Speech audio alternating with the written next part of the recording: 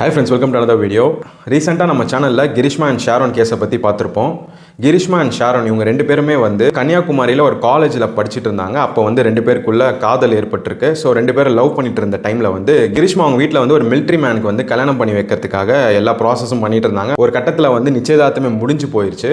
So Krishma வந்து Sharon கிட்டேருந்து எப்படி விலகி போகிறது, அவர் எப்படி கலட்டி விடுறதுன்னு சொல்லிட்டு நிறைய விஷயங்களை அவங்க பிளான் பண்ணிட்டு இருந்தாங்க. அந்த டைமில் வந்து அவர் நிறைய வாட்டி கொலை பண்ணவும் ட்ரை பண்ணி ஃபைனலாக வந்து அவங்க வீட்டுக்கு கூட்டிகிட்டு வந்து விஷம் கலந்த கஷாயத்தை குடித்தனால அவர் மல்டிபிள் ஆர்கன் ஃபெயிலியரில் அவர் இறந்துட்டாருன்னு சொல்லிட்டு நியூஸ் வந்துச்சு. அதை பேஸ் பண்ணி கேரளா கோர்ட்லேயுமே தீர்ப்பு அளிச்சிருந்தாங்க. இது மாதிரி வந்து கிரிஷ்மாவுக்கு தூக்கு தண்டனை விதிக்கணும் அப்படின்ட்டு.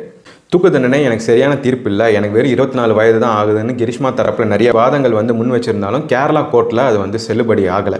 ஸோ அவங்களுக்கு வந்து மரண தண்டனை விதிக்கப்பட்ட இந்த நேரத்தில் வந்து கிரிஷ்மா தரப்புல இருந்து ஹைகோர்ட்டுக்கு அப்பீல் போயிருக்காங்க. ஸோ ஹைகோர்ட்டில் வந்து பார்த்தீங்கன்னா BP Sureshkumar and Justin Sebastian இவங்க தலைமையில் இருக்கக்கூடிய அந்த ஜஸ்டிஸ் பெஞ்ச் வந்து கிரிஷ்மாவோட மேல்முறையீட்டு மனுவை வந்து எடுக்கிறாங்க. அந்த கேஸுக்கான எல்லா ப்ரூஃபையுமே வந்து சப்மிட் பண்ண சொல்லியிருக்காங்க. ஸோ கிரிஷ்மா தரப்பில் கேரளா கோர்ட்டில் என்ன வந்து சப்மிட் பண்ணாங்களோ அதை வந்து இப்போ ஹைகோர்ட்டில் சப்மிட் பண்ணியிருக்காங்க.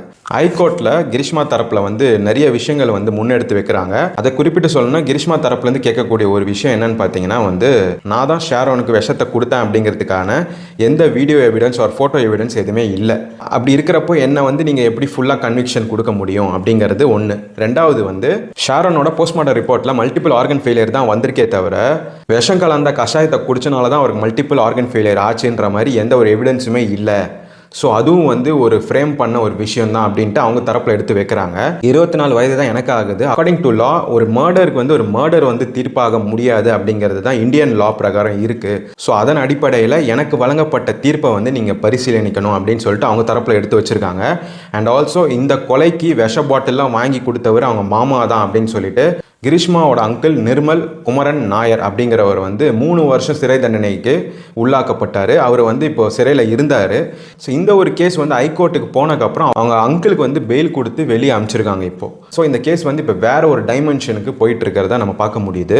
ஸோ ஹைகோர்ட் வந்து கீழ் கோர்ட்டில் கொடுத்துருக்க ஜட்ஜ்மெண்ட்டை வந்து ரிவைஸ் பண்ண நிறையவே வாய்ப்பு இருக்குது. அவங்களுக்கு மரண தண்டனை கொடுக்கறத வந்து ஸ்டாப் பண்ணுறதுக்கான நிறைய பாசிபிலிட்டிஸ் வந்து இப்போ வந்திருக்கு.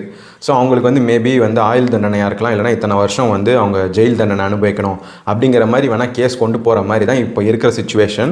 அவங்க தான் இதை பண்ணாங்கன்றதுக்கான எல்லா விஷயங்களும் எல்லாருக்குமே தெரிஞ்சாலும் அவங்க இந்த கேஸ்லேருந்து வெளியே வரத்துக்கான விஷயங்களை தான் அவங்க பார்ப்பாங்க. ஸோ அந்த விதத்தில் அவங்க தப்பிக்கணுங்கிறதுக்காக இந்த மாதிரி நிறைய விஷயங்களை வந்து ஹைகோர்ட்டுக்கு கொண்டு போயிருக்காங்க.